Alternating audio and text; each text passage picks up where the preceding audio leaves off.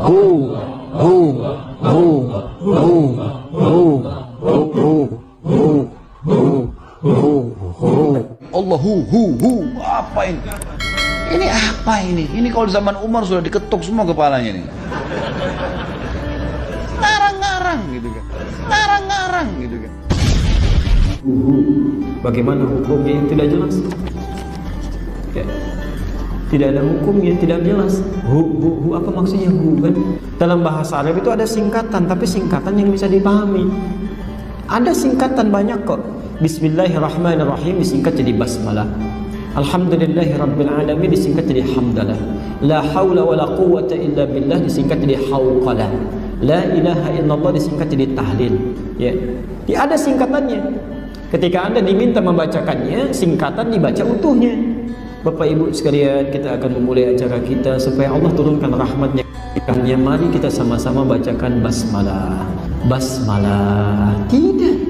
Bismillahirrahmanirrahim. Singkatan. Jelas maknanya. Ya. Tapi masalahnya begini, orang Indonesia itu umumnya walau tidak semuanya itu senang menyingkat. Dan kalau sudah nyingkat itu nggak tanggung, yang nggak ada singkatannya pun disingkat juga. Contoh, kami saat kuliah di Timur Tengah di sana, kalau olahraga misal main bola ya, itu orang Afrika itu sering protes. Syekh Adike katanya, kenapa? Gimana? Antum tuhibbun al-ikhtisar. Kalian suka menyingkat-nyingkat katanya. Emang kenapa? Kita main bola minta oper. Kalau orang Arab sih minta lengkap. Muhammad dipanggil Muhammad. Wazir, oper. Ya Andi, oper. Orang Indonesia enggak. Muhammad, mad. Wazir, oper. Ali, li. Doni, ni. Adi, di. Itu semua disingkat. Ya. Bahkan ketika Allahu Akbar, Allahnya dibuang, sisanya hu-nya. Itu enggak ada singkatannya. Ya. Sayyidi disingkat jadi Sidi, ada Sidi Ahmad, Sayyid Ahmad, Tuan Ahmad, Mr. Ahmad. Tapi Sayyidati itu nggak ada singkatannya. Disingkat oleh orang Indonesia Siti, nggak ada singkatan. Siti Aisyah, Aisyah nggak pakai Siti loh. Siti Khadijah nggak pakai Siti. Oh hati-hati nanti ditanya salah arah lagi. Ya, Masya Allah. Jadi hemat kami, wallahu a'lam, saya tidak tahu apa maknanya, tapi menurut saya kalau bisa menyebutkan kalimatnya dengan utuh itu lebih baik dibandingkan disingkat-singkat pada yang tidak ada singkatannya. Ya. Misal dia ingin zikir, menyingkat dari qul huwallahu ahad disingkat jadi hu, itu tidak jelas menurut saya. Ya, walaupun Anda paham apa yang dibacakan, tapi nanti menjadi tidak jelas di dalam pandangan orang yang mendengarkannya. Ya, jadi sebaiknya dibacakan dengan baik dan jangan tolong cari alasan. Ya. Biasanya begini, ada orang-orang yang saking diberitahu dengan jelas, saking ingin mempertahankan kebiasaannya, kadang-kadang balik menyalahkan. Anda kan baru belajar, belum paham. Bukan baru belajar, Nabi aja yang paling paham nggak pernah menyingkat begitu. Pernah nggak ada zikir dari Nabi misalnya? Temukan satu hadis saja, jangan banyak-banyak. Ya, jangankan yang sahih, yang palsu aja. Yang palsu ada zikir menggunakan kalimat Allahu disingkat jadi hu. Hu akbar disingkat jadi bar. Misal ada nggak? Satu hadis aja. Kalau ada, saya orang pertama yang akan mengamalkan. Ini termasuk ayat yang unik. Musa itu tak kayak itu. Kamu jangan pernah ragu atas pertemuan Musa dan Rasulullah Muhammad SAW. Waqatil takoyalan teman-teman nate ketemu sapa Musa lan Nabi Muhammad Lailatul Isra ing dalam malam napa Isra. Mulane kita kudu ngaji. Niki dohire ayo aneh. Nabi Muhammad ra digagas, ujug-ujug diceritakno pertemuane mbek Nabi sinten Musa. Kenapa ulama maknani demikian? Nabi Muhammad disebut ra disebut iku aktor utama makhluk sing digagas Allah. Mergo Quran turun ning Kanjeng Nabi Muhammad. Lan ra perlu marjek. Gak perlu napa? Marjek. Wong lakone kok butuh napa? Marjek. Oh ya ono protes. Ora Nabi Muhammad ra disebut ning ngarepe udah dirujuk. Disebut ra disebut Quran itu turun ning sapa? Ning Kanjeng Nabi napa? Muhammad. Wong lakon dilebokno kowe gak trimo. Bocah kok gobloke ngono. Paham ya? Kowe aja melok goblok ngene iku, paham? Ada yang ora paham dadi menisan.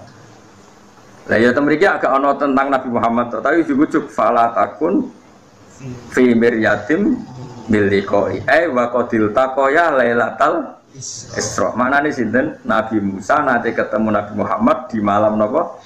Isra. Lah iya miliko iki kan gak sedurunge gak ana bakas tentang sinten? Kanjeng Nabi Muhammad. Nah, tapi kalau ngomong niku keliru wong Quran ora bakas Nabi Muhammad. Lah bakas sapa? Bakas Parme lho aneh.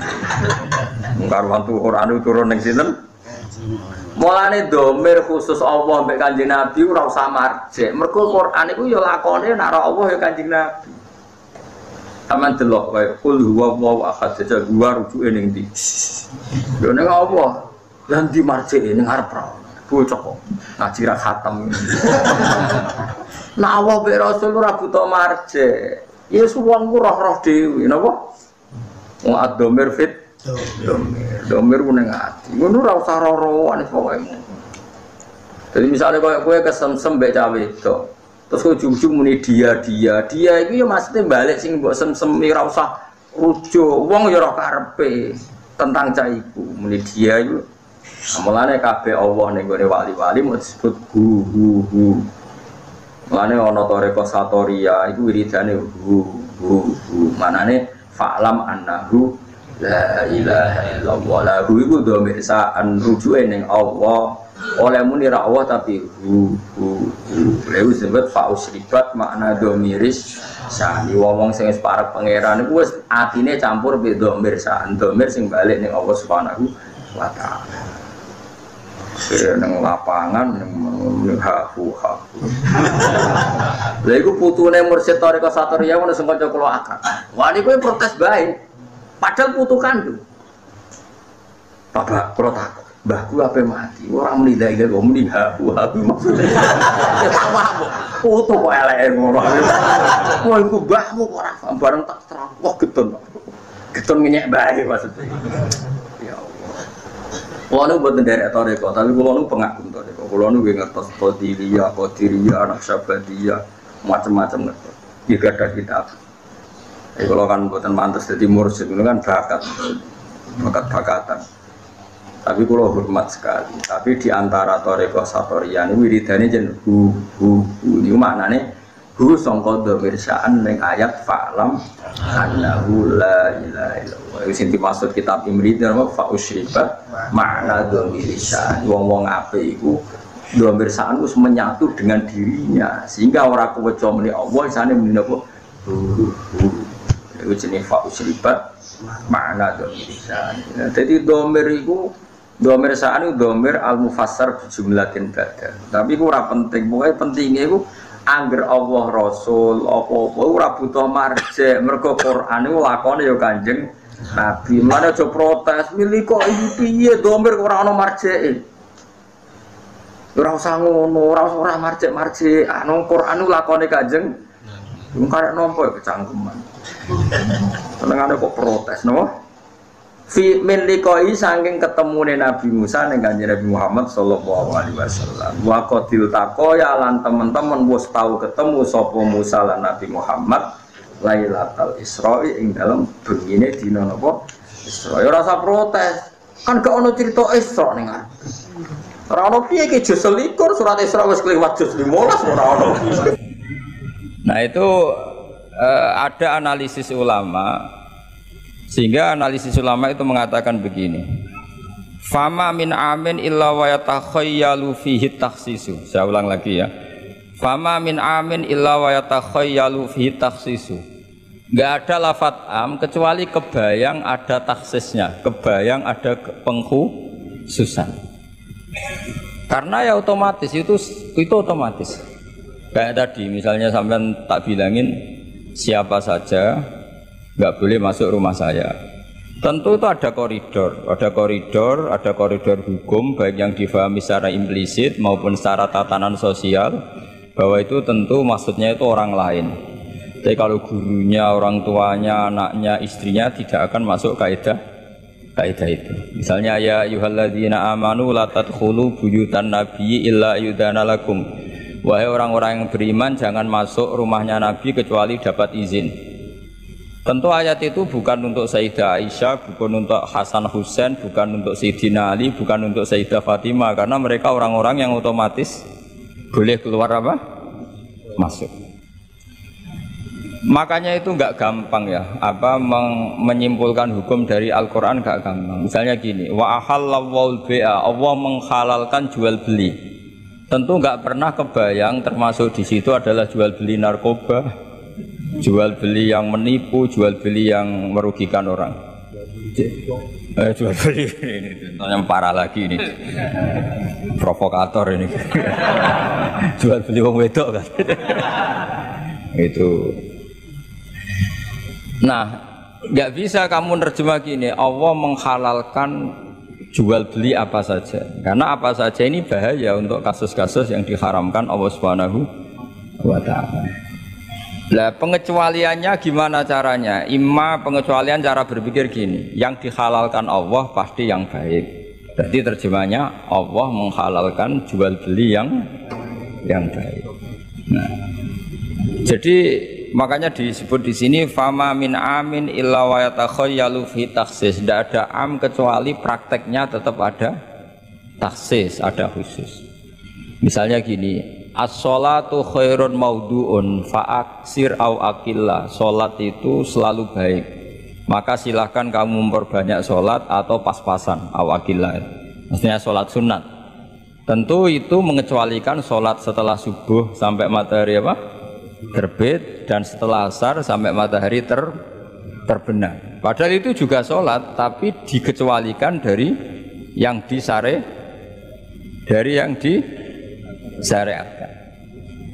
Misalnya Nabi zaman Sugeng sering ngendikan kamu boleh sholat di belakang siapa saja yang muslim. Tentu mengecualikan nggak boleh seorang perempuan ngimami seorang laki-laki. Padahal perempuan juga orang muslimah. Maka di sini ada trauma ya, ada trauma dari ulama sampai nggak mau belajar kaidah, cari hukum-hukum yang detail, ibarat pasal-pasal kenegaraan ya sampai detail-detail ayatnya, penjelasannya. Karena kalau kaidah umum itu pasti repot. Misalnya sampai ngartikan Pancasila, sila ketiga itu Persatuan Indonesia, kan nggak bisa kamu artikan partainya harus sama, pilihan presidennya harus sama, karena kalau beda namanya tidak persatuan. Ya tidak bisa seperti itu, karena kalimat itu pasti bias. Nah, makanya fama min amin illa wa yatakhayyalu fihi takhsisu. Tidak ada am kecuali ada taksis. Di sini dicontohkan hurrimat alaikumul maitah, diharamkan pada kalian makan bangkai. Kamu tahu maknanya bangkai? Bangkai adalah hewan yang mati tanpa bidzakatin syar'iyyin, tanpa penyembelihan secara syarak. Ada enggak pengecualinya? Ada. Ikan laut. Ikan laut itu kan matinya tidak karena disembelih. Halal apa enggak? Halal. Artinya kata hurrimat alaikumul maitah, diharamkan pada kalian bangkai, ternyata ada pengecualian, yaitu as-samaku wal jarad, belalang dan ikan laut. Nah, itu masih banyak lagi. Makanya terus dibabkan faslun fi amihi wa khosihi, bab menerangkan ayat atau qaulullah yang am, yang umum, dan yang khos, yang khusus. Nah, untuk memastikan itu ya mau tidak mau memang harus belajar. Kalau nggak belajar nggak bisa, yang ngikuti ulama. Biasanya nggak mau belajar, nggak mau ikut ulama, itu yang jadi masalah kan. Karena ikut juga gengsi. Apalagi yang diikuti kubu sebelah, biasanya masalah itu. Nggak boleh dalam ilmu Quran, nggak boleh seperti itu. Sebab itu bab ini diteruskan oleh Imam Suyuti fi mujmalihi wa mubayyinihi. Ayat yang mujmal dan mubayyinnya, penjelas dari mujmal itu. Misalnya begini, yang dikatakan puasa itu apa coba? Nggak, ini latihan jadi ahli fikih. Yang dikatakan puasa itu apa coba? Menahan. Umumnya orang kan menahan lapar dan minum dari fajar shadiq menjadi sampai terbenamnya matahari. Nah sekarang pertanyaannya, kalimat menahan lapar dan haus itu maknanya itu kan sebetulnya masih salah, redaksi itu salah, karena juga nggak boleh hubungan intim, nggak boleh memasukkan apa saja ke lubang dan sebagainya. Terus lalu batasannya sampai matahari terbenam. Ada beberapa daerah yang terbenamnya matahari itu tidak wajar. Sampai misalnya siangnya itu 22 jam. Atau kebalikannya, nggak ada matahari terbit, nggak ada matahari tenggelam, kayak di kutub. Sehingga saya berkali-kali bilang, ulama Indonesia itu kenapa alim, itu ya diantara faktornya itu ada unsur kebetulan. Sehingga ada katakan hoax. Coba kalau kamu jadi ulama di kutub, terus cerita, baca takrib di sana. Awal waktu sholat subuh itu Tulul Fajri Shodiq sampai terbitnya matahari. Orang kutub mesti tertawa-tawa, mataharinya mana bah? Waktu zuhur adalah ketika matahari agak tergelincir ke arah barat dari garis tengah. Wah, yang bener aja. Nggak ada matahari kok semua ukurannya matahari.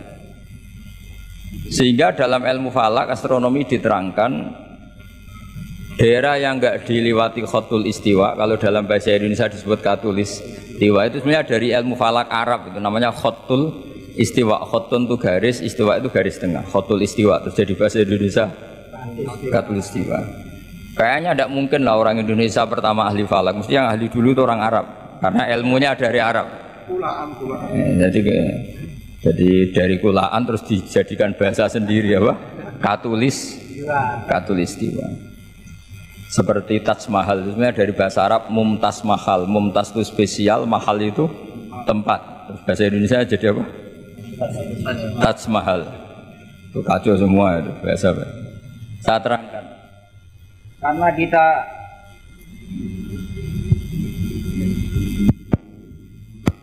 Karena kita ngaji di Indonesia, kebetulan Indonesia termasuk daerah yang dilewati apa? Katulistiwa, sehingga waktu kita normal trennya ya 12 sama berapa? 12. Nanti ada masalah itu misalnya kamu tadi di kutub, lalu puasanya gimana? Apa dikonversi tetap polanya 16 jam, terus konversi per antar sholat itu kira-kira berapa jam? Taruh saja misalnya kamu sudah zuhur jam 12, ya trennya asarnya ya jam 3. Kan nggak mungkin habis zuhur jam 12, asarnya jam 1. Karena polanya tafawutnya antara zuhur dan asar itu 3 jam. Setelah zuhur sama asar sama maghrib polanya juga 3 jam. Maka yang seperti ini mau tidak mau harus ada pengecualian. Ketika Rasulullah misalnya ngendikan waktu asar itu khina yakunu dhillusya mislahu terus waqalilan misalnya. Waktu asar dimulai apa? Dhillusya mislahu. Jadi kalau sesuatu 1 meter bayangannya 1 meter. Lah pas lebih sedikit itu berarti sudah waktu asar, kan gitu ukuran dulu kan nggak pakai jam. Ya. Terus habisnya waktu asar setelah matahari terbenam. Tentu dawuhnya Nabi seperti itu momentumnya di mana? Di daerah yang dilewati khotul istiwa. Karena yang tidak dilewati khotul istiwa tidak mengalami ada matahari terbit, terbenam dan zawalus samsi. Makanya tadi itsma min amin illa wa yatakhayyalu fi takhsisu, tidak ada am, tidak ada kaidah umum kecuali sebetulnya pasti ada khusus. Ya kayak tadi. Mas kowe kepen apa wae tak dukung. Wah, terus biasa aku yo pengen wayo wis taqabbal wa minkum taqabbal ya karim. Padahal kalimatnya apa saja. Tapi jangan lagi-lagi tentang itu. Kamu nggak bisa bantah kan apa saja. Oh, dasar orang goblok kok pahaman kan mesti gitu, malah masalah besar itu. Sehingga di Quran itu selalu ada seperti itu. Misalnya ya sama lah, misalnya nikahi perempuan siapa saja yang kamu cintai. Ya tentu cinta yang kamu cintai itu tidak memasukkan ibu dan adik, karena itu mahram apa? Pasti ada orang pasti paham boleh menikahi perempuan siapa saja yang kamu cintai, asal muslimah, asal sholat. Secara kaidah asal muslimah asal sholat kan memasukkan ibu dan saudara kandung atau adik kandung, tapi kan nggak kebayang dalam nikah seperti itu. Jadi otomatis ada istisna. Makanya ini perlu dicatat ya. Makanya jangan sering dalil ayatnya begini berarti memasukkan apa saja, tidak bisa. Itsma min amin illa wa yatakhayyalu fihi takhsis. Enggak ada ayat umum kecuali prakteknya ada takhsis, ada kekhususan. Jelas ya? Apa saja? Misalnya gini, bohong itu haram. Ya pasti tidak semuanya. Ada bohong itu wajib. Ada perempuan dikejar-kejar sama begal mau diperkosa, terus sembunyi di rumah kamu. Kamu wajib jujur apa wajib bohong? Wajib jujur apa wajib bohong? Wajib bohong. Kalau kamu jujur namanya kebodohan. Pak, cawe dok mau ning ndi? Monggo teng mriki kula dudono. Itu tidak jujur, itu goblok gitu. Ya ingat ya kaidahnya itsma min amin illa wa yatakhayyalu fihi takhsis. Sudah itu aja dihafalkan, nanti sudah pinter sendiri itu, sudah itu aja. Apa? Itsma min amin illa wa yatakhayyalu fihi takhsis. Enggak ada kaidah umum kecuali di situ tersimpan takhsis atau aturan-aturan khusus yang terkecualikan. Itu pasti, itu otomatis. Karena nggak kebayang bahasa itu mewakili semua, itu nggak kebayang. Misalnya ada pembantu mesti dibilangin gini sama penyalurnya, ya kalau disuruh majikan apa saja turutin ya, disuruh ngelayani ya saja apa turutin, terus ngelanyari diranjang ya taqabbalallahu minna minkum kan, tetap nggak bisa. Kayak lafadz itu nggak bisa. Kalau majikan kamu ingin apa saja turutin, tentu tidak memasukkan hal-hal yang dilarang agama. Itu juga misalnya mahasiswa, sama dosen nurut ya perintahnya apa saja, ya apa saja yang dibolehkan, maksudnya bukan apa saja secara bebas. Nah itu di Quran juga gitu, kalau ada ayat apa saja sebetulnya di situ pasti ada apa? Takhsis ya, jelas ya. Itsma min amin illa wa yatakhayyalu fihi takhsis.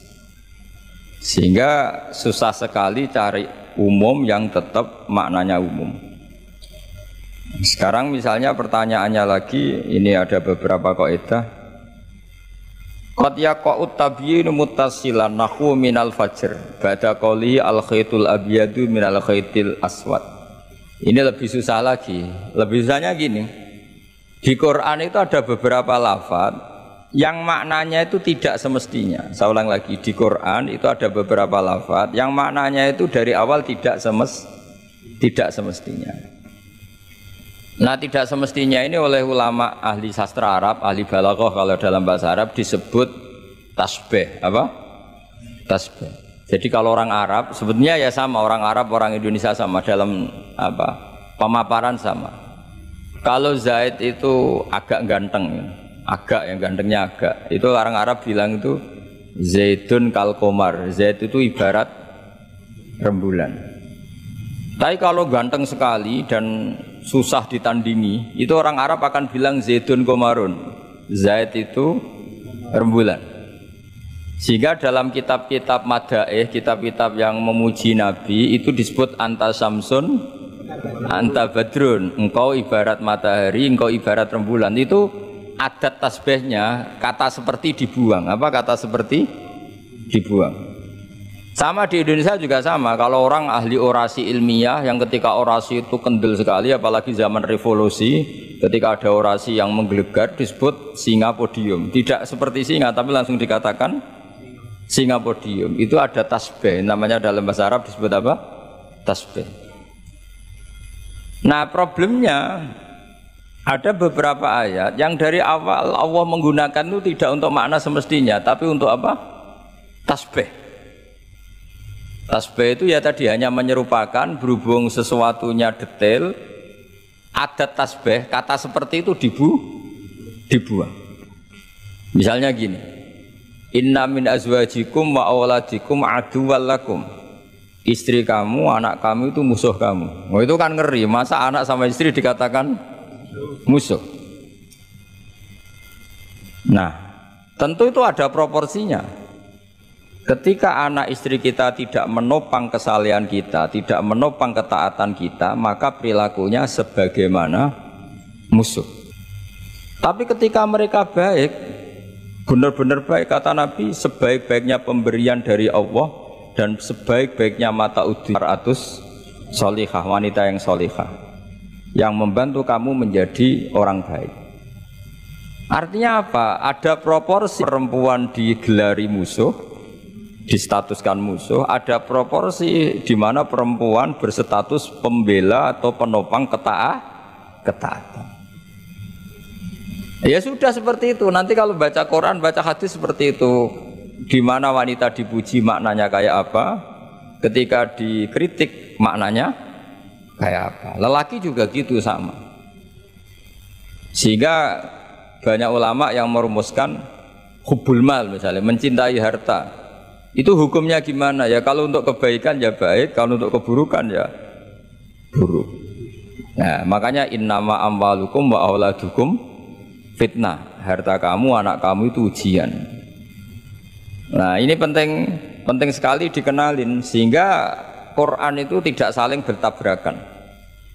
Ya, Quran itu tidak saling bertabrakan. Di ayat ini perempuan dipuji, di ayat ini perempuan dikritik. Misalnya tadi inna min azwajikum wa auladikum aduwal lakum, tapi ada ayat fassolihatu qanitatun hafidhatun lil ghaibi bima hafidhullah. Perempuan itu luar biasa, penjaga kedamaian, penjaga kehormatan, itu luar biasa dipuji.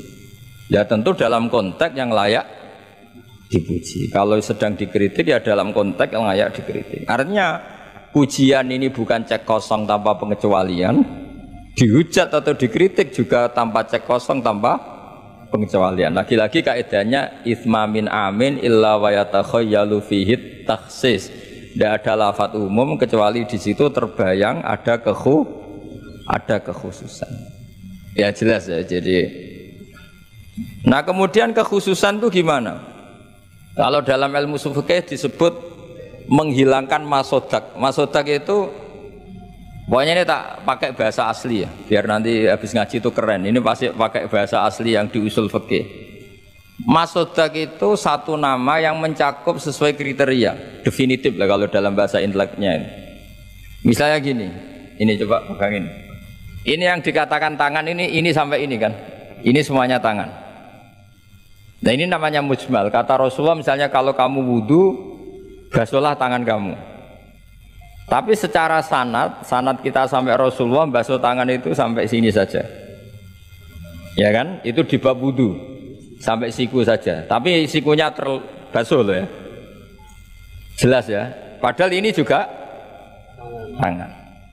Tapi di bab qat'u yadis sarik, di bab memotong tangannya pencuri, wasariqu wasariqatu faqta'u aydiyahuma, orang kalau mencuri dalam ajaran Islam atau negara Islam dipotong tangan.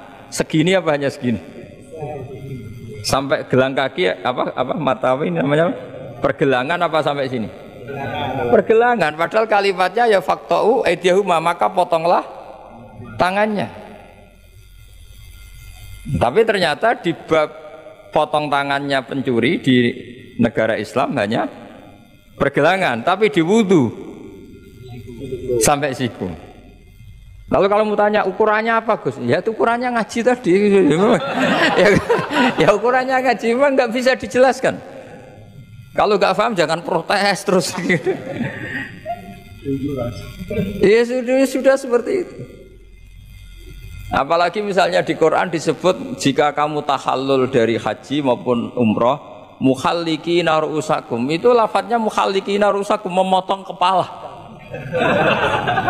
Masa setelah haji dibantai kan enggak? Nah itu ru'us di situ itu dengan makna apa? Rambut. Lalu pertanyaannya harus semua apa sebagian? Nah itu kan masalah. Nah itu namanya mujmal. Mujmal itu lafadz yang umum, masodak kalau dalam bahasa Arab. Kemudian kita mencari-cari sanad. Saya ulang lagi, kita mencari-cari sanad sampai Rasulullah dulu beliau maknani kayak apa.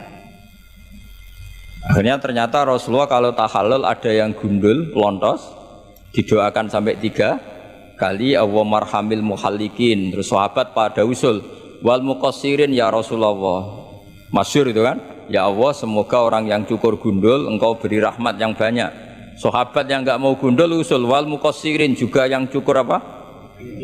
Pendek. Nabi masih ngulang lagi wa marhamil mukhallikin. Mereka protes lagi wal muqassirin ya Rasulullah, tapi Nabi masih enggak mau ngendikan apa? Nah, terus baru ketiga sudah disebut, baru yang terakhir bilang apa? Wal muqassirin, juga yang cukur pendek. Lalu ukurannya apa? Imam Syafi'i milih qadru'un mulatil asbu, sekadar apa? Ujungnya apa? Jari. Sehingga pokoknya kira-kira segini. Jumlahnya minimal berapa? 3. Nah seperti itu mau tidak mau lafadz itu mujmal, kita tidak pernah bisa tahu tanpa sanad ke Rasulullah Shallallahu Alaihi Wasallam, karena Nabi yang punya otoritas litubayyina linnasi ma nuzzila ilaihim. Kamu Muhammad yang punya otoritas menjelaskan apa yang saya turunkan. Karena kalau tanpa Nabi tidak bisa. Misalnya Allah hanya ngendikan wa yuqimunas sholat, orang baik adalah yang mendirikan sholat. Jumlah rakaatnya kamu tahu tanpa Nabi? Nggak tahu kan, mana yang wajib, mana yang sunat juga enggak. Makanya ketika ada orang mau belajar sholat sama Nabi, kata Nabi, sudah di sini aja nginep kan. Terus kamu sholat terus di belakang saya. Setelah 3 hari nginep, Nabi ngajarinya mau gini dok, sallu kama ra'aitumuni usolli, ya sudah niru saya. Jadi Nabi nggak pernah ngajar kayak di kampus-kampus nulis terus nerangin, itu ndak. Kalau ada orang belajar sholat, ya Rasulullah saya ajarin sholat sebagaimana sholat engkau. Ya sudah nginep di sini 3 hari, kamu sholat di depan. Ya sudah, terakhir mau boyong, Nabi hanya ngendikan sallu kama ra'aitumuni usolli, ya sudah kamu sholat kayak saya. Ketika musim haji juga gitu. Orang disuruh haji, kata Nabi, apa saja yang saya lakukan dilihat ya. Ya Rasulullah. Setelah selesai haji, Nabi hanya ngendikan litakhudhu anni manasikakum apa? Litakhudhu anni manasikakum, ya sudah kamu mengambil cara ibadah haji dengan melihat saya. Nah, cara-cara seperti itu sebenarnya lebih efisien ketimbang tag. Karena kalau tag itu bias. Sudah bias, kalau umum mesti potensi taksis, ya, potensi apa? Taksis. Ya jelas ya. Jadi ini saya teruskan lagi ya. Misalnya at-thalaqu marratan. Yang dikatakan cerai ini termasuk contohnya lagi, ini saya beri contoh. At-thalaqu marratan, talak itu ada 2. Itu benar apa salah? Di Quran loh. Talak ada 2, benar apa salah? Cara fikih salah, karena menurut fikih talak itu 3. Ya saya ulang lagi ya, di Quran kan istilahnya at-thalaqu marrotan, tolak itu 2. Salah apa benar? Salah secara fikih, karena secara fikih tolak itu 3. Maka cara memahami gimana? At-thalaqu marrotan, talak itu hanya 2 dalam konteks yang boleh kembali. Karena setelah 3 itu nggak boleh kembali lagi sampai si istri dirasakan orang lain. Nah, namanya apa? Muhallil. Nah, akhirnya orang ulama itu mulai trauma, memahami ayat mulai trauma. Traumanya karena setiap satu kalimat atau satu frase atau satu qodiyah kalau dalam bahasa Arab itu mesti duduknya beda-beda, duduk perkaranya beda-beda. Di bab wudu tangan itu sampai siku. Di bab qat'u yadis sarik, memotong tangan pencuri hanya sampai pergelangan. Ya sudah, kalau tanya cara tahu gimana, yang ngaji sudah nggak bisa, sudah jelaskan. Apalagi sebulan sekali gini, wah tambah. Yang ngaji puluhan tahun saja tidak mesti alim, apalagi sebulan apa? Sekali. Makanya itu bisa dipakai alasan. Kenapa ada alim? Kan sebulan sekali. Jadi kalau ditanya kenapa ada alim, kan apa? Sebulan sekali. Itu kan salahnya Gus Ba, tidak mau ngajar tiap hari gitu. Ya jadi jelas ya. Jadi semua itu ada proporsinya. Misalnya ada ayat lagi la tudrikuhul absor. Keyakinan orang mukmin nanti di surga itu melihat Allah apa enggak? Enggak, keyakinan umumnya yang hadir di sini. Melihat kan? Tapi ada ayat la tudrikul absor. Allah itu tidak bisa tersentuh, bisa diliput oleh pandangan mata. Padahal di sebagian ayat wujuhu yauma idzin nadhirah ila rabbiha nadhirah, orang-orang baik adalah wajahnya bersinar, nadhir itu maknanya bersinar pakai dot, ila rabbiha nadhirah, dan wajah-wajah itu nanti melihat Allah. Akhirnya yang pakai dot ya. Jadi kalau pakai dot itu apa? Bersinar, wujuhu yauma idzin nadhirah, terus apa? Ila rabbiha nadhirah. Nah, akhirnya ulama cara berpikir gini, la tudrikuhul absar wa huwa yudrikul absar wa huwal latiful khabir. Meskipun kita melihat Allah itu tidak mungkin ikhatah, ikham detail. Ya, faham apa? Detail. Karena bagaimanapun Allah itu qadim. Qadim itu la yutakayyaf, enggak kebayang. Apapun hebatnya kita, perangkat kita ini semuanya profan, semuanya hadis. Sementara Allah adalah zat yang tidak terbatas. Sehingga ya sudah, kita tidak akan melihat secara utuh, secara sempurna sampai kita paham. Tapi seperti itu sudah bisa dikatakan melihat. Paham ya? Misalnya Anda melihat Merapi dari jauh, sudah bisa dikatakan melihat. Tapi jangan disuruh detail, pohonnya apa saja. Nah itu kan nggak ngerti detail. Ya kira-kira gambarannya seperti itu. Jadi la tudrikul absor ada makna khususnya, yaitu sampai menguasai, sampai memahami. Ila rabbiha nadhirah, ya melihatnya sampai apa sih kira-kira? Ya sudah seperti itu. Makanya semua kalimat ngendikane semua ulama, semua kalimat itu proporsional. Kamu bilang mencintai istri, sama ibu ya bilang mencintai, saya teman yang kamu cocok ya mencintai. Lalu makna mencintai itu gimana coba? Mencintai ibu ada maknanya sendiri, mencintai istri ada maknanya sendiri, terus mencintai simpanan ini yang repot. Itu maknanya juga sendiri lagi. Mencintai teman sendiri lagi, mencintai uang maknanya ya semuanya dengan kata mencintai. Misalnya orang mukmin disebut walladzina amanu asyaddu hubbalillah, orang mukmin itu sangat mencintai Allah. Kalau mencintai Allah itu dengan mencintai manusia itu beda, aturannya juga beda. Kata para ulama, kalau Allah itu suka kalau dimintai. Tapi kalau kamu mencintai seseorang, kamu sering minta, wah itu istaqabbalallahu minna. Jadi Allah itu suka apa? Allahu yaghdabu in tarakta su'alahu wa banu adama yaghdab.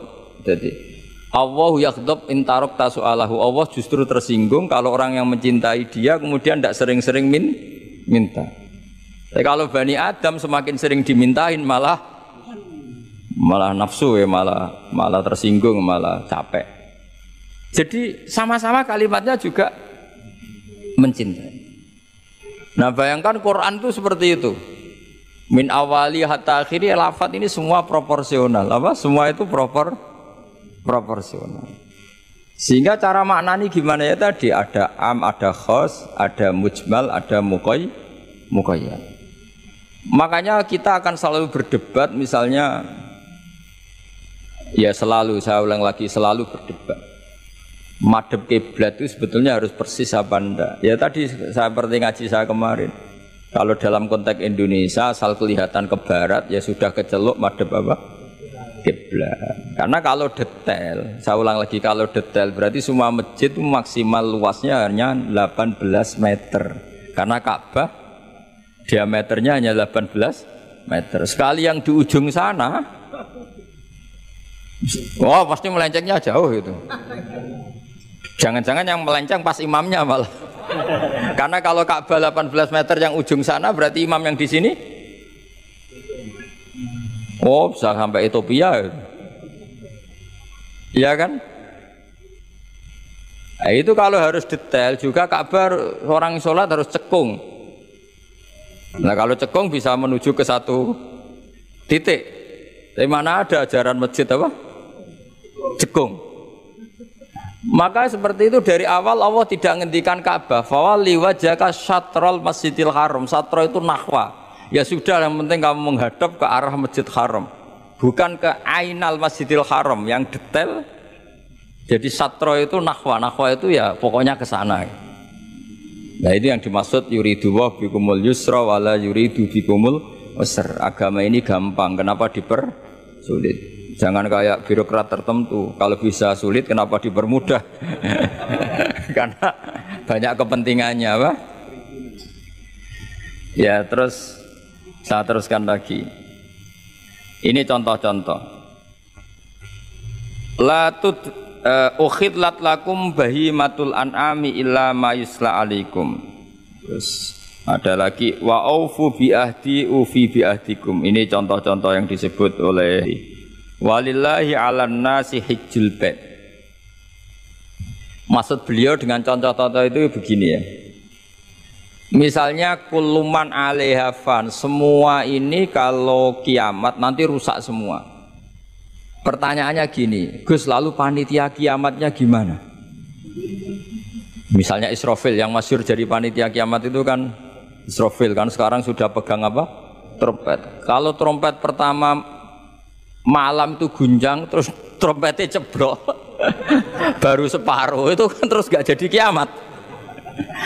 Maka ulama mikir ini yang ya sudahlah kecuali panitianya gitu mesti akhirnya. Karena kalau ini panitianya ikut guling, apalagi wah trompet sama mana ini belum selesai kiamat kalau sudah apa jatuh. Bisa dibayangkan kan kalau niupnya dari atas jatuhnya di Kaliurang, udah gitu dekat Mbak Marijan susah nyarinya itu. Makanya ulama selalu mengecualikan kuluman aliyafan itu ada pengecualiannya, misalnya kecuali panitia kiamat. Sehingga di Quran itu ada pembenaran pengecualian itu, yaitu ada ayat wa yahmilu arsya rabbika fawqahum yauma idzin samaniyah. Dadi wa yahmilu lan gawa arsya rabbika arase pangeran sira.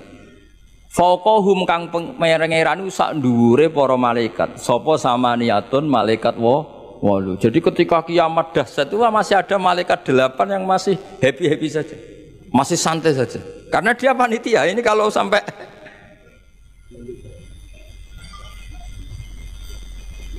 makanya masyhur ya, itu kan jadi yauma idzin wa yahmilu arsya rabbika fawqahum yauma idzin. Di hari kiamat itu ada malaikat yang masih enggak rusak, yaitu termasuk 8 malaikat panitia apa? Kiamat. Maka Israel itu semoga ikut ngaji di sini. Israel itu kacau. Kacaunya itu dia tahunya itu terlambat, masyhur itu. Setelah orang mati semua nanti di kiamat, kamu sudah tidak tahu, sudah mati. Ini saya tahu ya di kitab. Setelah mati semua, Allah tanya, Israel sudah mati semua? Sudah Gusti. Sudah semua, sudah. Masih satu, mana Gusti tak coplok nyawane katanya. Kamu katanya. Wah setelah itu Israel sudah cabut sendiri nyawa kamu. Itu kesakitannya Masya Allah. Tapi dia sekarang belum tahu, kalau itu sakit belum tahu, sekarang itu belum tahu. Makanya semoga dengarin supaya tahu. Warang sakit terus, gimana Is? Sakit Gusti, sakit sekali. Terus tapi dia itu nanti, nyesalnya nanti. Sekarang belum tahu, makanya terus masih main cabut aja itu. Jadi malaikat Israel ya itu tadi, maka tetap ada pengecualian. Karena kalau nggak ada pengecualian kita kiamat semuanya rusak lalu. Nah terus ulama menambahkan lagi surga dan neraka. Surga dan neraka itu juga termasuk ketika kiamat tidak ikut rusak. Karena kalau rusak, lalu nanti orang-orang ini ditampung di mana? Kamu tahu kan para nabi sekarang posisinya di mana? Surga, para syuhada. Kalau ini ikut rusak, konstruksinya kan kacau semua. Jadi para syuhada utamanya para nabi kan dijamin sudah di surga sekarang, enak-enakan, serba nikmat. Kemudian ada kiamat, gempa hancur lagi. Berarti kalimat surga enak-enakan kan keliru. Maka ada pengecualian lagi termasuk surga dan neraka. Lah itu fama min amin illa wa yatakhayyalu fihi takhsis. Ya, jadi makanya ini pentingnya ngaji ulumul Quran ya. Bagaimanapun UI itu didirikan para ulama dulu. Mulai dari ulama NU, Muhammadiyah semuanya ikut mendirikan apa? UI. Dulu yang mendirikan ya Kiai Haji Wahid Hasyim, Mas Mansur dari Muhammadiyah, semuanya ulama. Harusnya sekarang ya selalu punya ulama, harusnya. Kalau tidak bisa harusnya ya akhirnya ngontrak ulama, lucu kan ulama. Ulama kok kontrakan itu kan aneh. Nggak bisa dokter. Makanya harusnya itu punya kader sendiri. Ini yang guru-guru VAI ini yang wajib itu. Insya Allah gitu. Ya saya teruskan lagi ya. Jadi lafadz-lafadz yang butuh penjelasan kayak ihdinas siratal mustaqim, tunjukkan kami jalan yang lurus. Tentu butuh penjelasan. Penjelasannya apa? Siratal ladzina an'amta alaihim, jalan mereka yang telah engkau beri nikmat. Juga sama, walillahi 'alan nasi hijjul bait. Semua manusia diwajibkan Allah haji. Lalu kan tidak mungkin semua manusia punya kemampuan. Akhirnya diberi penjelasan manistato'a ilaihi sabila, yang punya kemampuan ke sana.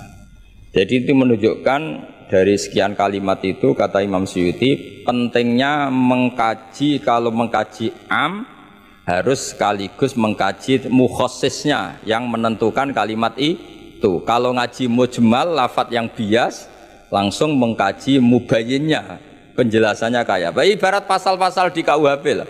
Kalau belajar pasalnya harus belajar ayat-ayatnya supaya tahu detail. Kalau ndak ya kayak tadi, Persatuan Indonesia berarti bikin partai yang berbeda melanggar Pancasila karena silanya persatuan. Oh ya kacau kalau gitu.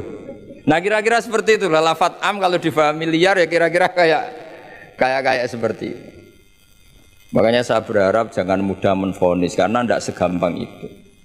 Misalnya Nabi sering ngendikan laisa minna man khasyana, tidak termasuk umatku orang yang menipu. Ya ternyata ketika menipu itu tidak perilaku atau cerminan sebagai umatnya Nabi, tapi ya dalam hal menipunya saja. Tapi kalau ketika dia pas sholat, pas zakat, pas baik, ini cerminan umatnya Nabi. Jadi laisa minna efitil kal khoslah, itu semua ulama menafsirkan efitil kal khoslah.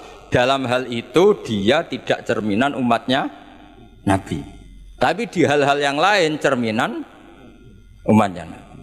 Karena tetap fama ya'mal mithqala dzarratin khairan yarah wa may ya'mal mithqala dzarratin syarran yarah. Artinya yang baik ya baik, berarti cerminan umatnya Nabi.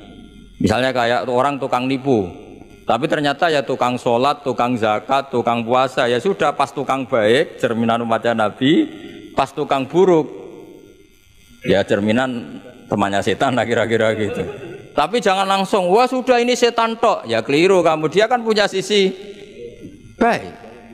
Ya sudah seperti Quran saja, baik ya roh, syarron ya roh, artinya semuanya ada catatannya sendiri. Fa may ya'mal mithqala dzarratin khairan yarah wa may ya'mal mithqala dzarratin syarran yarah. Ini saya baca lagi ya. Qala Ibnul Hassar minan nasi man ja'alal mujmal wal muhtamil bi izai syai'in wahid. Qal waswab annal mujmal al-lafdu al-mubham alladhi la yufhamu al-muradu minhu wal muhtamil al-lafdu al-waqi' bil wad'il awal. Ya, kalau mujmal itu lafadz yang global. Kalau muhtamil itu lafadz yang kayak iya kayak tidak. Saya ulang, kayak iya kayak tidak. Kayak iya kayak tidak itu imma karena bias, wa imma karena konteks. Saya beri contoh misalnya gini, saya punya pembantu ya, kalau dalam tradisi kiai itu punya anak dalam, terus bilang gini, Jong tamunya kasih kopi. Ya pagi-pagi ada tamu, saya bilang Jong tamunya kasih kopi. Ternyata tamunya itu perempuan atau orang yang nggak ngopi, kemudian disuguhi teh. Pertanyaannya, anak dalam ini melanggar apa enggak? Tidak, karena kata kopi itu sebenarnya mewakili kata alat untuk menghormat tamu. Cuma saya sebagai kiai adalah elengnya itu kopi. Jika kopi itu bukan ibaratun anil kopi, anil kohwa, tapi ibaratun amma yukri bihid doifa. Itu memang harus ngaji. Seperti itu kalau nggak ngaji nggak bisa. Saya melafatkan kopi itu adalah implementasi dari yang penting ada yang nyugati, bukan dengan makna kopi hitam. Sehingga misalnya tamunya kok disuguhi sprit, kebetulan dia milih sprit atau milih teh, saya juga sudah senang karena pembantu saya berarti sudah pinter, yaitu menghormat. Jelas ya. Ya sehingga kata itu sering tidak mengikat dalam agama ini. Sama seperti Rasulullah ketika bilang gini, ya Mu'ad inni uhibbuka, Mu'ad kamu saya senang kamu, kata Nabi. Ya Mu'ad inni uhibbuka, saya senang kamu. Berhubung saya senang kamu, fakul li sholatin, sebagian riwayat fala tada'anna kulla sholatin, maka setiap habis sholat dubura kulli sholatin kamu lafadzkan Allahumma a'inni ala dzikrika wa syukrika wa husni ibadati. Kamu jangan pernah lupa berwiridan, ya Allah bantulah kami mengingat Engkau, ala dzikrika wa syukrika mensyukuri nikmat Engkau, wa husni ibadatik dan ibadah secara baik kepada Engkau. Pertanyaannya, ketika Nabi nyebut Mu'ad itu sebagai orang hanya Mu'ad, apa sebagai umat yang harus dilatih? Umat yang harus dilatih, sehingga siapapun boleh pakai wiridan itu. Nah makanya terus di balaghatul Arab itu ada aturan zikrul ba'di wa iradatil kul. Ketika nyebut sebagian, bisa yang dimaksud itu siapa saja. Ketika saya nyebut kopi, sebetulnya itu alat atau perangkat atau minuman yang dipakai hormat tamu. Tidak harus bentuknya kopi hitam. Tapi kalau orang tertentu yang memang hobinya ngopi, ayo cari warung kopi. Memang dia anti minum teh, anti minum sprit, memang inginnya warung kopi, ya sudah, itu berarti makna kopi yang muayyan, yang memang maknanya kopi dengan makna yang khos. Jelas ya? Nah bayangkan Quran dan hadis itu potensi seperti itu ada. Makanya potensinya itu lafadz itu muhtamil, bisa iya, bisa tidak. Nah di sini ini pentingnya ngaji. Jadi sehingga ketika Allah ngendikan rijal sekalipun, lelaki, kadang maknanya memasukkan perempuan. Misalnya gini, kalau kamu ngaji ilmu nahwu, hudal lil muttaqin, alladzina itu jamak untuk lelaki atau perempuan? Alladzina, lelaki. Tapi Quran itu untuk lelaki, tok apa lelaki dan perempuan? Dua-duanya. Tapi Allah ngendikan alladzina yu'minuna, bukan allai yu'minna, bukan pakai redaksi perempuan. Karena yang dimaksud lelaki adalah umatnya Nabi. Ya sudah, kalau umatnya Nabi ya semuanya umatnya Nabi. Tapi ada beberapa lafadz yang memang maksudnya lelaki, yang satu maksudnya perempuan. Caranya tahu itu ya lagi-lagi ngaji. Ya sudah, nggak ada jawabannya, memang harus ngaji. Nah itulah di Quran tuh banyak, ada lafadz mujmal, ada lafadz muhtamil. Saya beri contoh lagi bab zakat. Ini yang paling pokok bab zakat karena ini terkait fikih. Rasulullah itu menzakati tamernya. Tamer itu kurma. Ya, tamer itu maknanya apa? Kurma. Itu oleh semua ulama fuqaha, semua ahli fikih dunia mengatakan makanan pokok. Jadi yang wajib dizakati itu tanaman makanan pokok. Karena apa? Ya kalau nuruti sunnah Rasul persis, orang Indonesia wajib zakat. Karena Nabi hanya menzakati kurma. Di Indonesia enggak ada. Iya, enggak ada. Jadi ketika Nabi mengatakan tamer, saya ulang lagi ya, ketika Nabi mengatakan kurma, maknanya apa? Zakatilah sesuatu yang sebagai makanan pokok, makanan khas atau makanan pokok daerah itu. Sehingga kita yang menzakati padi. Paham ya? Orang tertentu gandum. Sama seperti cung nak pedui tamu sarungan gitu. Ternyata sarungnya itu basah. Wah, daripada basah katoan cekak ya, tidak seperti itu. Sarung adalah ibaratun pakaian yang dianggap sopan dalam tradisi santri.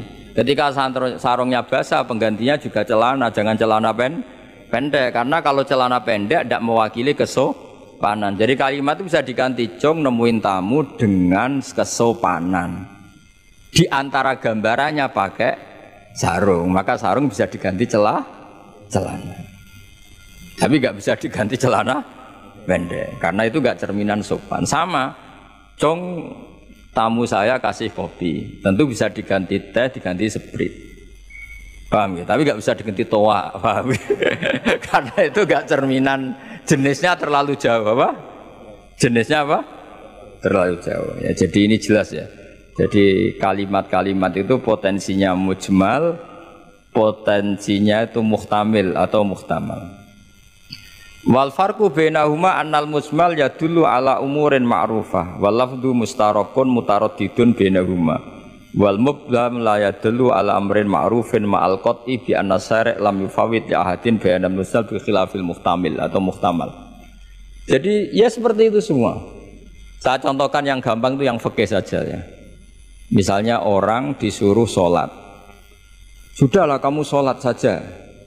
Ya tentu kalau waktu zuhur pikiran pertama itu ya sholat zuhur. Kalau waktu asar itu ya asar. Jangan pepeh kalimatnya gini, Cung kamu sholat.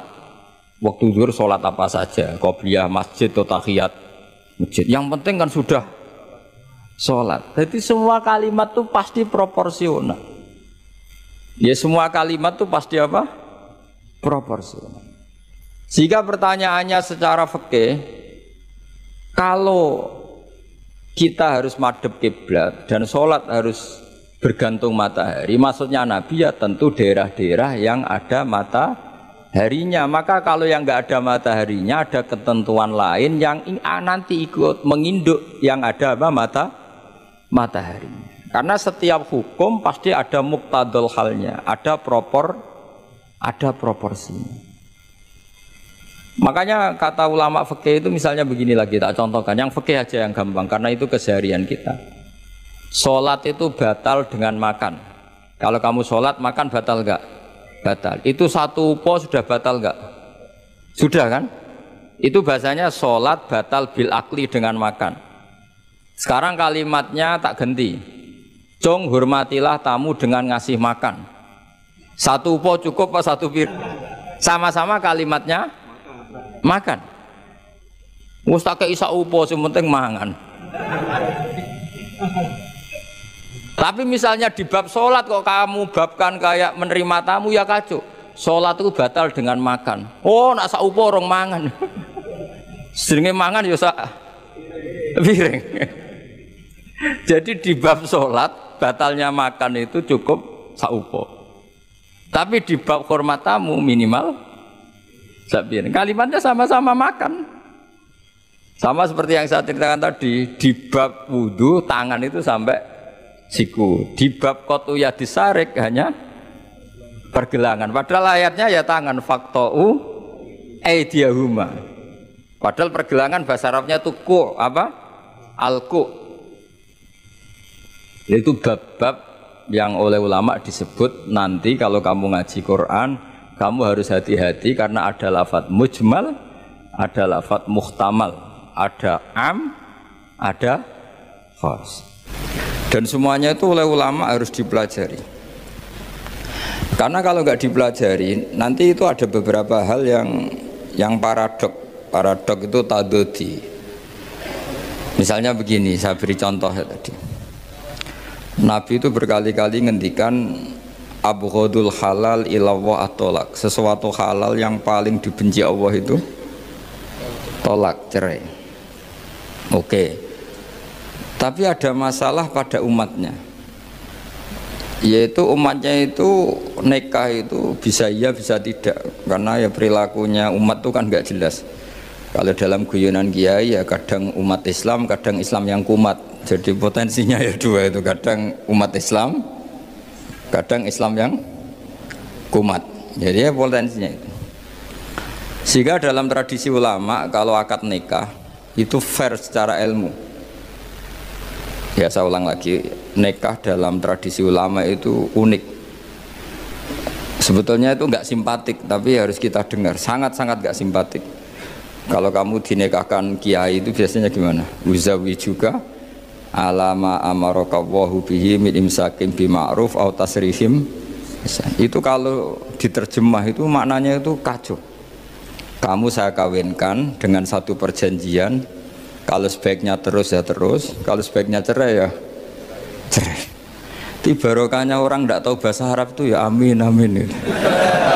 Padahal itu kalimat itu sebenarnya agak kacau karena pertama nikah sudah uzawi juga alama amarakawahu bihi, saya kawinkan kamu sesuai panduan yang diperintahkan Allah. Panduannya orang nikah itu hanya dua tadi, min imsakim bima'ruf, kalau baik ya Terus au tasrihim bi ihsan, kalau tidak baik ya cerai. Hadirin bilang amin amin, terus ya sudah, terus qabiltu nikaha wa taswija itu. Tapi itu ilmu. Islam itu agama yang pro ilmu. Jadi cocok tidak cocok, kalau itu satu potensi dibicarakan. Sehingga setiap khitab kepada Nabi itu terusannya ada kata fa'in tawallau. Muhammad, kamu harus nerangkan Islam itu begini-begini. Tapi kalau mereka menolak ajaran kamu, jadi potensi nerima ya dibicarakan, potensi menolak ya dibicarakan. Nah, makanya ini saya beri supaya barokah ya, dapat barokahnya ulama dulu saya baca ya. Faidatun qala Ibnul Qayyim. Ibnul Qayyim itu muridnya Ibnu Taimiyah. Ta'ammal khitabal Qur'an tajid malikan lahu al-mulku kulluh walahu alhamdu kulluh. Azimmatul umuri kulliha biyadi wa masdaruha minhu wa mawriduha ilaihi. Mustawiyan alal arsy la takhfa alaihi khafiyah min aqtari mamlakatihi aliman bima fi nufusi abidihi muttali'an ala asrarihim wa alaniyatihim munfaridun bitadbiril malakah yasma'u wa yara wa yu'ti wa yamna wa yusibu wa yu'aqib wa yukrim. Jadi begini maksudnya, khitab itu otoritas dari minal a'la ilal adna, dari yang lebih kuat ke yang lebih bawah, itu namanya khitab. Kemudian harusnya kita semua sebagai manusia itu sebenarnya orang yang tidak sah memberi khitab, memberi perintah. Karena kita sendiri tidak berstatus khalik, pencipta. Jadi misalnya gini, saya janji sama sampean besok datang ke saya, kamu tak kasih uang. Besok saja saya tidak mesti hidup. Jadi janji itu sudah salah, besok saja saya tidak mesti hidup. Kalaupun hidup saja uang saya terbakar atau dicuri orang. Maka di sini dibutuhkan otoritasi khitab, harus diberikan zat yang punya otoritas penuh, yaitu zat yang nggak akan mati, yang nggak akan lumpuh, yang nggak akan mengalami satu gangguan sosial. Sebab itu dalam pandangan ulama tafsir itu punya akibat, saya ulang lagi, punya akibat bahwa hanya Allah yang berhak memberi khitab. Sehingga saking kerennya Allah itu bisa khitabun lil makdum. Ini di sini nanti ada contohnya. Sesuatu yang enggak ada kemudian Allah bilang kun menjadi ada. Sehingga Allah itu enggak bisa dibantah, enggak bisa ditentang, karena bisa apa saja. Karena asbabul qudrah adalah al-khalqu. Kalau dalam ilmu tafsir, kalau sampean dalam ilmu manusia kan gini, sebabnya melihat itu mata. Kalau dalam ilmu tafsir enggak, yang bisa menjadikan Anda melihat itu menciptakan. Saya ulang lagi ya, jadi kalau dalam ilmu tafsir asbabur ru'yah itu al-khalqu, bukan al-basar. Kalau kamu melihat karena mata, berarti setelah jauh tidak bisa melihat, atau setelah tertutupi tidak bisa melihat. Tapi kalau kamu mengetahuinya karena menciptakan, maka kapan saja bisa melihat. Misalnya gini, saya punya emas 1 gram, kecil sekali 1 gram. Saya tanam di dalam Monas, kedalamannya 1 meter. Mbok saya sudah di Jogja, saya tetap tahu bahwa di Monas kedalaman 1 meter ada emas 1 gram. Kenapa? Karena saya yang menciptakan, yang mengatur itu semua. Sehingga setelah saya di Jogja, setelah saya di mana-mana tahu bahwa di Monas itu ada emas 1 gram dalam kedalaman 1 meter. Sehingga Allah ketika mengatakan saya ini zat yang super tahu, itu kata Allah gimana? Ala ya'lamu man khalaqo. Ala ya'lamu ana ta ora ngerti sapa man wong zat khalaqo kang gawe sapa man. Masa orang yang menciptakan kemudian tidak tahu? Jadi awal tahu itu karena menciptakan. Tapi kita sudah lama jadi bodoh karena kita tahunya pakai mata. Sehingga kita mengatakan bagaimana orang buta bisa tahu, wong dia buta. Kalau dia yang menciptakan tetap tahu. Tadi misalnya orang buta di kamar mandinya masang paku atau masang apa, dia tahu kalau di kamar mandi saya ada paku. Kenapa kok tahu? Karena yang masang saya. Nah, ini penting saya utarakan supaya nanti itu gampang analisis ayat-ayat berikutnya. Otoritas itu, otoritas khitab itu harus diciptakan dulu. Nah, baru setelah punya otoritas, saya ulang lagi, baru punya hak khitab. Nah sekarang enggak, para raja, para presiden, para dosen, para kiai itu sering melancarkan khitab, sementara dia enggak menguasai apa yang akan terjadi. Makanya Allah mengkritik kabura maktan indallahi antaqulu ma la tafalun. Itu salah besar ketika kamu seakan-akan memegang otoritas pada sesuatu yang sebenarnya kamu tuh enggak pernah melakukan, enggak pernah ikut menciptakan. Misalnya jong kowe nak nurut aku sebenarnya mesti uripmu kepenak. Otoritas itu dari siapa coba? Urip kepenak ya di luar wilayah kita, kehidupan besok juga di luar wilayah kita. Sampai kita kalau mau ke kuburan itu panduannya Nabi gimana kalau berdoa? Apa? Assalamualaikum daro qaumim mukminin wa inna insyaallahu bikum lahikun. Salam untuk kalian semua dan kita insya Allah suatu saat akan bertemu, insya Allah. Padahal mati itu adalah satu keharusan. Tapi kalau yang di kuburan itu orang mukmin, kita tidak ketemu lagi sama mereka jika kita mati kafir, karena nanti tempatnya beda. Yang satu alamatnya surga, yang satu alamatnya neraka. Maka kata ulama, kata insya Allah di situ adalah kita masih berharap mati dengan status yang sama sehingga bisa ketemu. Jadi itu artinya gini, di selain Allah itu bilang janji, bilang khitab tuh nggak sah. Dulu Kanjeng Nabi Muhammad SAW itu saking yakinnya setiap problem itu ada malaikat Jibril datang, saking yakinnya. Suatu saat ada orang Yahudi tanya, Muhammad, kalau kamu Nabi betul, beritahu kami tentang Dzulqarnain, beritahu kami tentang Ruh, beritahu kami tentang Luqman Al-Hakim. Nabi karena reputasi hariannya dipandu Jibril bilang, ya sudah besok datang lagi ke sini tak jawab.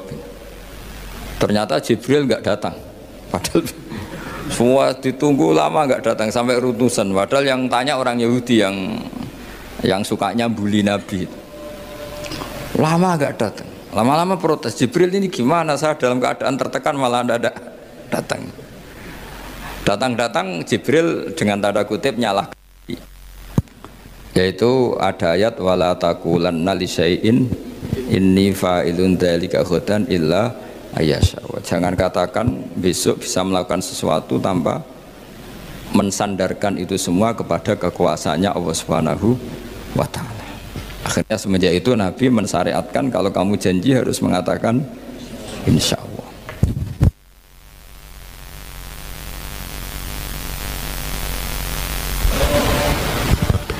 Ya kenapa ini saya katakan penting, karena nanti khitab di Quran itu supaya proporsional ya. Sekarang banyak orang memahami Quran tapi nggak mau mempelajari ilmunya apa?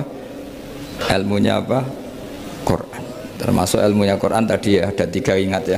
Khitabun lin nabi itu bisa saja khitabun li ummati, yaitu dalam kasus-kasus yang Nabi tidak ngalami kasus itu tapi yang ngalami umatnya.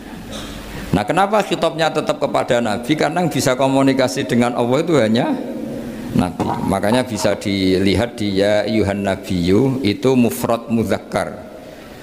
Nabi Muhammad itu satu orang yang berstatus lelaki. Kemudian idza talaqtum itu kalian semua. Harusnya kan kamu, karena dari satu orang ke satu orang. Tapi ini enggak.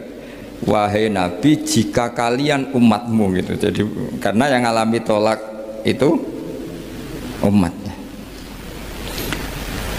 Terus kedua, khitabun lin nabi, dan yang dimaksud itu memang Nabi, kayak sholat tahajud. Sholat tahajud itu sholat yang memang untuk Nabi ya. Karena tahajud yang menjadikan punya hak syafaat itu hanya Nabi. Sehingga ngendikane ulama, Nabi itu wajib tahajud, tapi kalau umatnya hanya sunat tahajud. Jadi Nabi itu termasuk ya kelebihannya sekaligus bebannya wajib apa? Tahajud. Tapi bagi umatnya sunat. Kenapa? Karena Nabi ingin sekali punya hak syafaat. Kemudian sama Allah diberi instruksi, diberi syarat, wa minal laili fatahajjat bihi nafilatal lak asa ayyab'atsaka rabbuka maqama mahmuda. Muhammad, kalau malam kamu harus tahajud supaya kamu nanti diberi hak syafaat. Itu kalau umatnya tahajud nggak boleh sampai diteruskan ayat-ayat ayat as-suka, karena kamu tidak punya hak syafaat. Disyafaati saja tidak mesti. tapi Nabi harus tahajud supaya punya hak apa? Dan perlu dicatat, syafaat itu hadisnya sahih semua, di Bukhari ada, di Muslim ada. Cuma orang berlebihan cara menolak syafaat atau mengimani syafaat. Ada yang berlebihan ngimani sampai tidak pernah ngamal baik, mentang-mentang nanti dapat syafaatnya Kanjeng Nabi.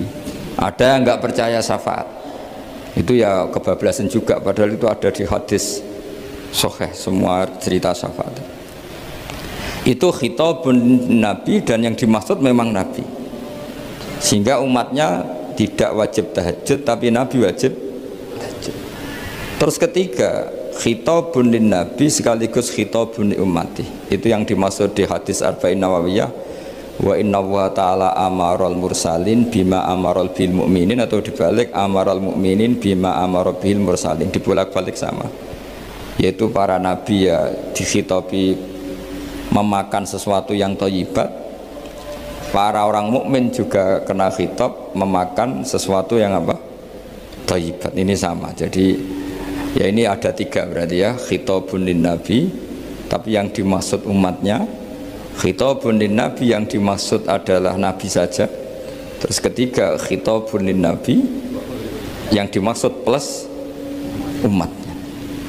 Nah, kajian seperti ini penting, karena kesalahan Khawarij itu satu kelompok ekstrim yang tidak mengikuti Sayyidina Ali, juga gak ngikuti Sayyidina Muawiyah, tidak ngikuti Ali, juga gak ngikuti Muawiyah, disebut Khawarij. Khawarij itu jamaknya Kharijah, dia keluar dari pikiran ala Sayyidina Ali, juga keluar pikiran dari Muawiyah. Di sini disebut dia khurut dari kata Khawarij, serba keluar, dia tidak ngikuti sana, tidak ngikuti sini, akhirnya disebut Khawarij. Nah, Khawarij itu orang yang berpikir sesuai kritik yang dilakukan Quran, tapi mereka lupa bahwa yang punya otoritas kritik itu Allah, karena yang kalau boleh sama-sama terganggu kerajaannya itu hanya Allah. Gini, saya beri contoh ya. Yang punya hak ketika sepeda motor saya kamu pakai, yang punya hak menentukan itu gasap apa pinjem itu saya apa orang lain? Saya. Ketika yang pakai gak pamit itu teman akrab saya atau anak saya atau orang yang saya ridhoi, itu namanya gasap apa pinjem gak pamit? Ya udah, ini harus jelas. Tadi pagi saya ngaji direktorat, saya bilang di fikih itu ada istilah ulima ridhohu, sesuatu tidak pamit formal tapi sudah diketahui ridhonya. Makanya di fikih ada bab namanya mu'atoh, tadi pagi saya terangkan ya. Di perdebatan fikih itu ada bab namanya apa? Mu'atoh. Mu'atoh dari kata ato yu'ati, mu'atotan, saling transaksi yang non verbal tapi maklum. Ya seperti kalau kamu marung itu contohnya, kalau kamu marung di kantin terus makan gedang goreng, itu nyuri apa beli? Coba jawab saja. Kalau dikatakan beli kamu belum bayar, kalau dikatakan nyuri terang-terangan. Coba kalau mbak-mbak milih mana, itu nyuri apa beli? Kalau beli belum bayar, kalau nyuri kok terang-terangan ya. Nggak nyuri apa beli?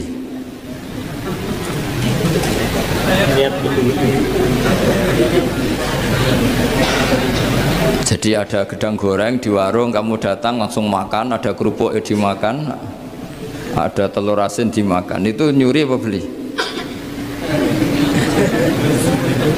Nah, itu kalau orang fikih dibabkan kitabul bai'il mu'atoh, akad beli lewat jalur mu'atoh. Menurut Imam Abu Hanifah seperti itu dikatakan beliau pakai dalil al-adat muhakamah, bahwa adat itu berposisi seperti hukum. Karena posisi di warung, maka ngambil di situ dianggap memulai akad jual beli.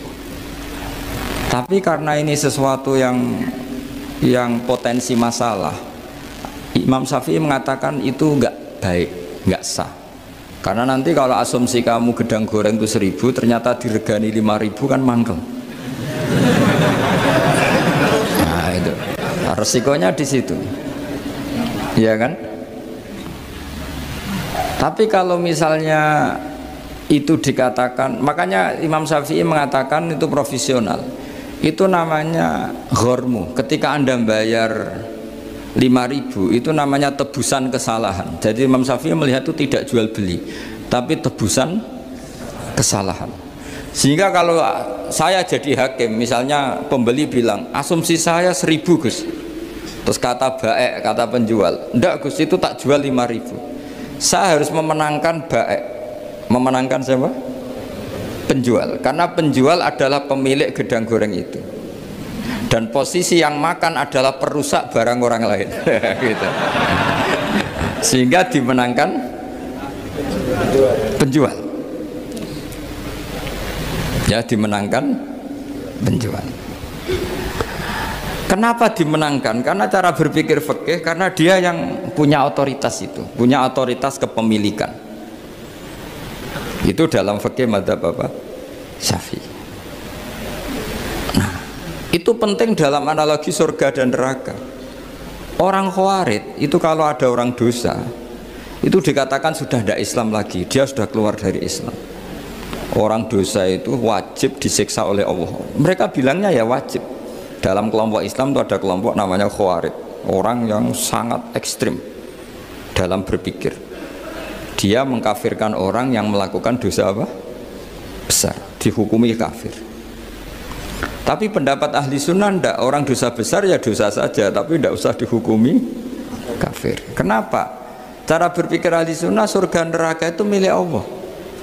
Kalau yang punya saja tidak apa-apa, ngapain Anda yang ribet? Yang punya surga neraka itu Tuhan, dan Tuhan memanggil-manggil orang yang salah itu disuruh tobat. Anibu ila rabbikum, wahai hambaku yang berlebihan, yang masih dosa, ayo kembali ke saya. Kapan saja kembali ke saya tak terima. Sehingga dalam madzhab ahli sunnah, otoritas khitab, otoritas kepemilikan yang berhak ya yang punya, orang lain itu nomor 2. Sehingga tadi kalau Anda bawa kayak motor saya, dan Anda teman akrab saya, tidak pamit saya, kalau saya bilang itu nggak apa-apa ya nggak apa-apa, kalau saya bilang apa-apa ya apa-apa, nggak penting orang lain. Sehingga ini wilayah yang agak sensitif, tapi ini ilmu, mau tidak mau kita harus dengar. Sehingga di fikih ada bab ulima ridhohu. Misalnya ada orang makan gedang goreng di warung terus ditangkap Pak polisi, wah ini pencurian, mesti bakulnya nggak terima. Enggak pencurian, memang tak jual. Nah, yang kasus begini, ini yang kasus, ini mungkin kasusnya anak-anak yang masih kos atau masih mahasiswa. Warung kantin dijaga ibu-ibu, ada anak makan lahap, dikira belinya cash, setelah dimakan ternyata akadnya utang. Nah, itu pertanyaannya itu halal apa enggak? Karena asumsi baiknya monggo-monggo, karena apa sudah mengkhayal nanti ada sekian uang cash didapatkan, ternyata nyatet atau hutang. Nah kalau ngomong di depan, Bu saya mau makan di sini hutang, kira-kira enggak boleh. Wah itu ada sekian PR, makanya saya sering muji orang-orang yang enggak alim. Enak-enaknya orang tuh orang enggak alim karena enggak kesulitan seperti ini. Kita sebagai peneliti fikih itu sering kesulitan.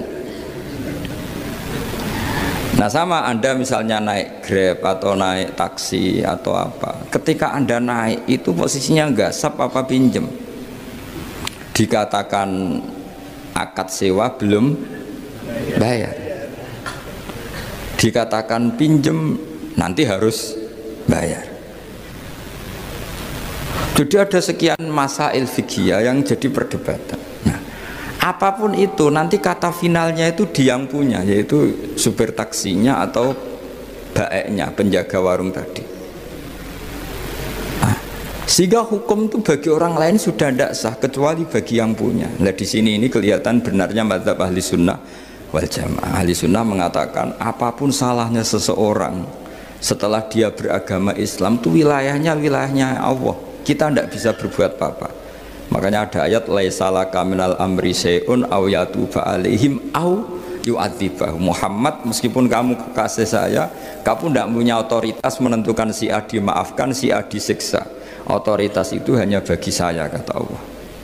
Sehingga banyak orang yang Nabi kurang srek karena membunuh pamannya Hamzah malah dikasih tobat sama Allah, namanya Wahsy.